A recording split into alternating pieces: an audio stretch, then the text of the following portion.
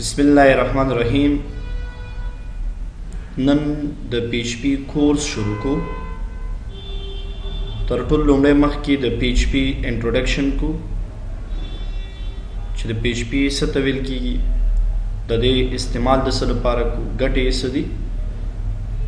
لومړی موږ داسې وایو چې پی ایچ پی موږ سره یو ویب بیس سکرپټینګ لینګویج دی.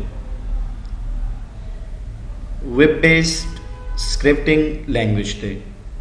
کوېشن دا دی چې what is scripting language. scripting language هم پروګرامینګ لینګویج دی چې د یو براوزر پر مخ باندې رن کیږي یا کار کوي. scripting language هغه لینګویج دی چې د کمپایل کېدو لپاره ضرورت نشته، لکه څنګه چې مونږه په سی پلس پلس، جاوا یا نورو ژبو کې د کمپایلر د پاره ضرورت وي، کمپایلیشن ته ضرورت وي. په پی ایچ پی کې دې ته ضرورت نشته.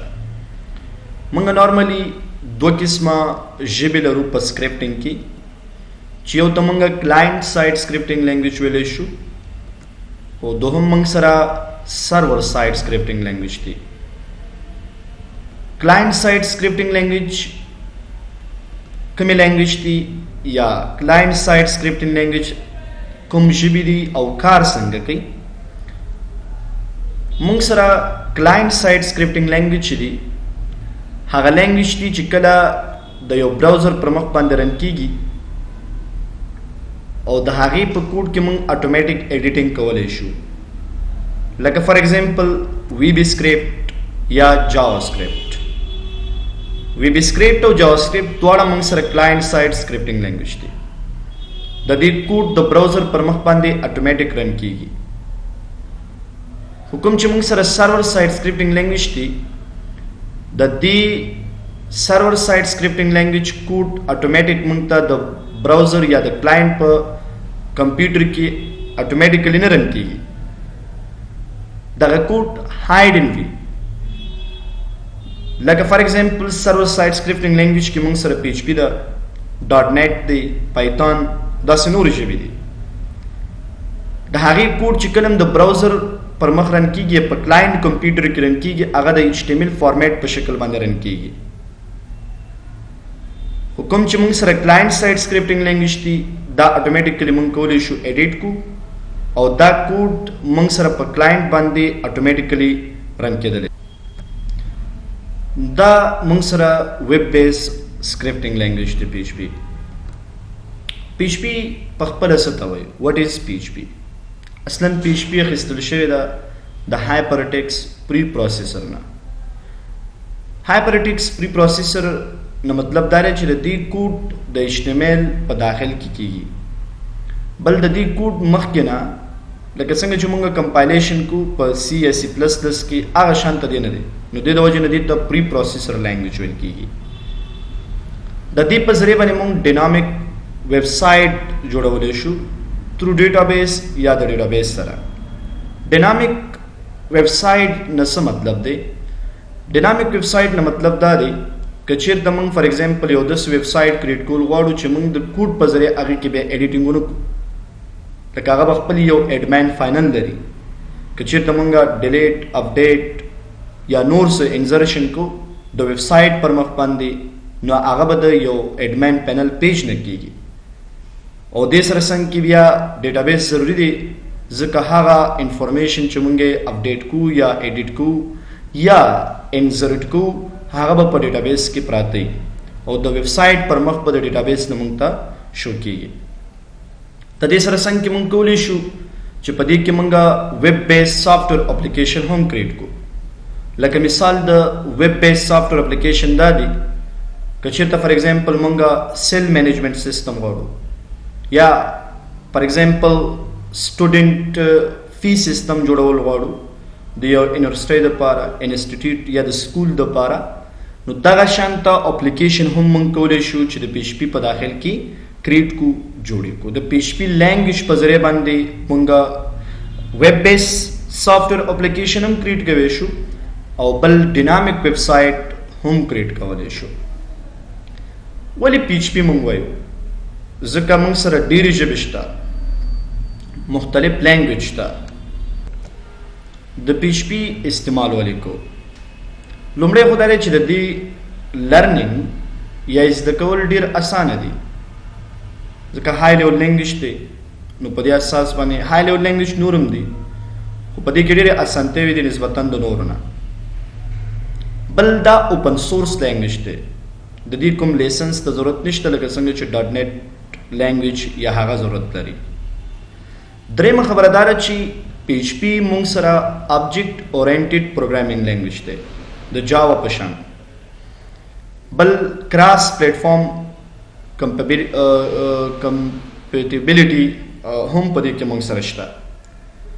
کراس پلیټفارم نه معنا دا ده که چېرته مثال د دې اپلیکیشن مونږ په وینډوز کې رن کولی شو، که فار ایگزامپل لینکس کې رن کولی شو، که چېرې مونږ په C یا C++ کې یو اپلیکیشن جوړ کو، هغه اپلیکیشن مونږ نشو کولی، که وینډوز کې جوړ کو هغه مونږ نشو کولی چې هغه مونږ په لینکس کې اتوماتیک رن کو یا هغې کې اوپن کو. خو PHP کې چې کوم اپلیکیشن هم جوړیږي هغه په هر یو اپریټنګ سیستم کې مونږ کولی شو اوپن کو رنې کو، ولې چې دا د یو سافټویر په ذریعه رن کېږي چې هغې ته مونږ براوزر ویلی شو.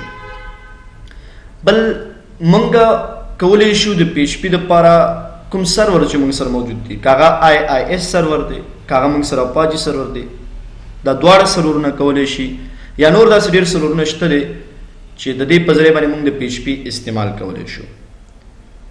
یو تر ټولو مهمه خبره په دې کې مونږ سره د سکیورټي ده. د PHP په ذریعه چې کوم اپلیکیشن کریټ شي هغه ډېر سکیور وي، نو په دې اساس باندې مونږ PHP لینګویج وایو او زده کوو.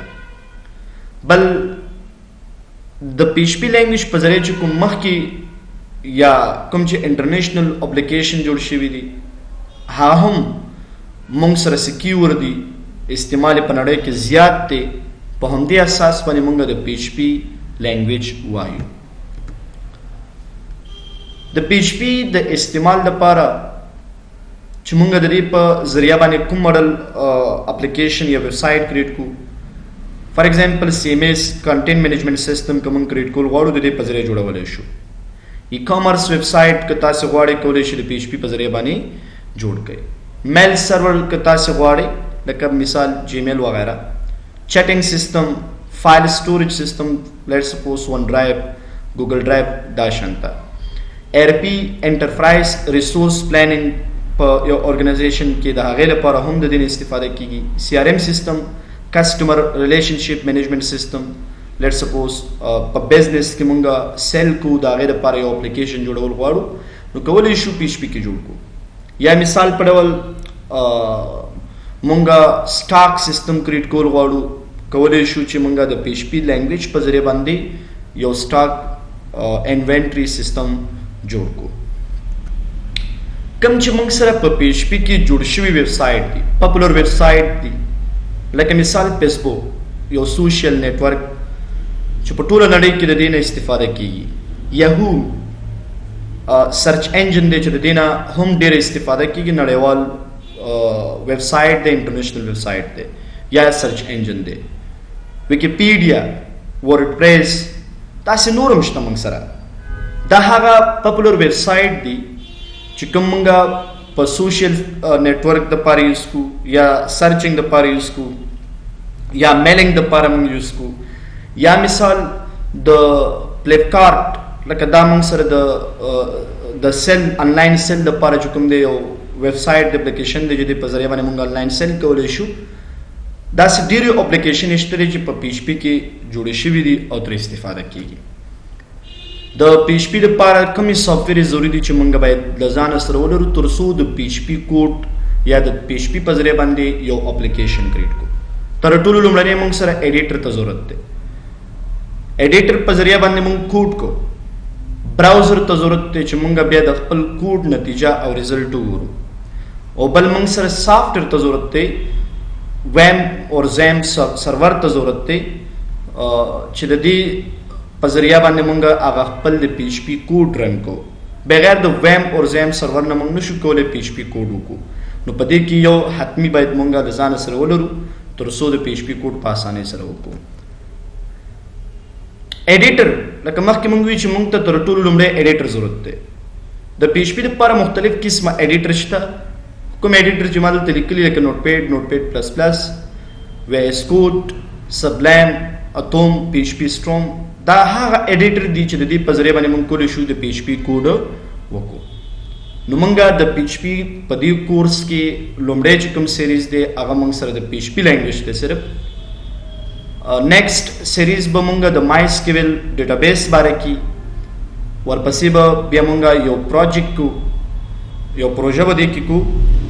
دغه سیریز د یوټیوب چینل لپاره دی. زمونږه د یوټیوب چینل تاسو سبسکرایب کړئ تر څو زمونږه ویډیو تاسو ته په خپل ټایم باندې ورسیږي او تاسو ترې استفاده وکړئ. مننه.